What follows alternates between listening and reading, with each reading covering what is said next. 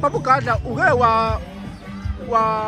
wayinsizwa ekhombisa ukweseka noma ukubona amazwi kaMthandi Mfo kaManqele ikakhulu ucula ngengoma yakhe ethi amatema alombhemu.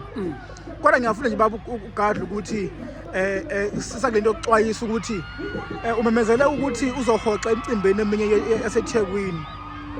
Ngithola lokho kuzolimaza kakhulu abalandeli bakaMthandeni njengomuntu omdala.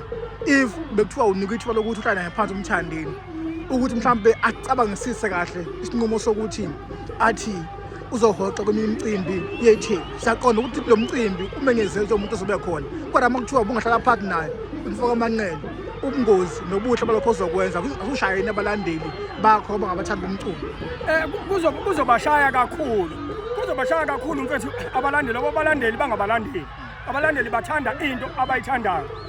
Kodwa ke futhi nasesayidini lakhe mfethu lento kufanele niyazi njengoba singabaculi kukhona ukuthi ngibizwe emcimbini kanti ngizolinyazwa isithunzi sami. Ngingabiza impela emcimbini ngikhokhele kodwa inhloso yokuthi ngikhokhele ngibizwe ngilese lowo mcimbi ukuzolimaza isithunzi sami. Nalokho ke kuyavela kubalandeli bese ngathi umculi uyazazisa noma uyayiqhenya kanti ubalekela ukuthi kuzolinyazwa isithunzi sakhe. Uyabizwa emcimbini uzodicilelwa phansi uzolinyazwa. Uyabizwa abantu bafuna bakuthelela utshwala bekwenze yonke into bakuthengele inyama kanti bafuna ukuzokubulala. Wena ubuka leli ibhodo eqonsayo kanti uzofa. Baba sithoza kakhulu ikhathi baba.